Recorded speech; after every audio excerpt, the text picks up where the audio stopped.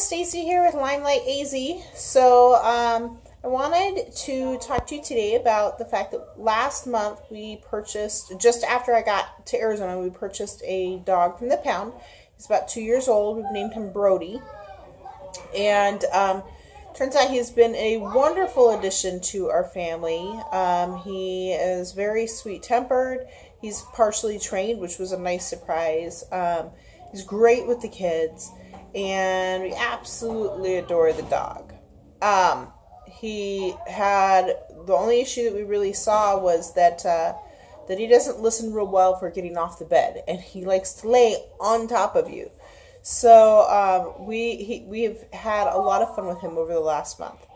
Well, we found out last night that Brody does not really care for cats. In fact, he attacked my daughter's cat who's staying with us, and it turned into quite the ordeal. So I ended up getting in the middle of it and got scratched and bit by the cat. Interestingly, I think I only have one puncture from Brody, and I think he ended up letting go when he realized I was right there. But this is not the greatest introduction to what will be our therapy dog for me in the future, but it's reality. You know, you don't know what kind of temperament the dog is going to have when you get them from the pound, especially when they're older dogs. And unfortunately, they come with undesirable traits occasionally. We've been really fortunate that everything else that we've experienced with the dog has been wonderful, with the exception of laying on top of us. But, I mean, he's, like I said, he's great with the kids. He's very sweet with the kids. In fact, with the baby, there was at one point with the baby that he was being used as her steady post. And my older daughter called him, and he refused to move because he didn't want to knock the baby down by moving. And then as soon as the baby sat down on her bottom, he took off toward the older daughter. So it was very interesting to see that. So these are my battle scars. And Brody's battle scars. The cat seems to be fine. Brody's face took a beating, a big beating, and he didn't seem to care about it at the time. How I managed, the only thing I can think is that it was motherly instinct. The first thing, I mean, I was in this room where I stay, and the other room where my daughter stays with her cat and her husband and her baby is probably, I don't know, a good 20 feet from my bed.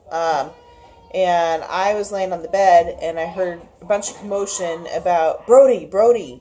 And I thought, oh, I wonder if that's something important. And then I sat up, and then by the time I sat up, I realized that we were dealing with an emergency. Everybody, I mean, the whole household was practically in an uproar over the dog by the time I sat up. So I jumped up, and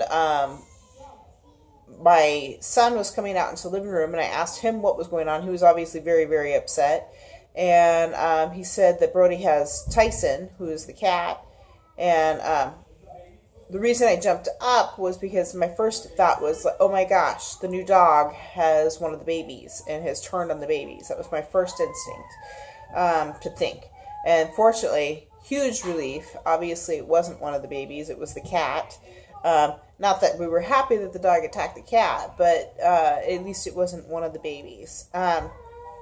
Anyways, so I went straight to their room, and everybody's upset trying to get the dog to leave the cat alone.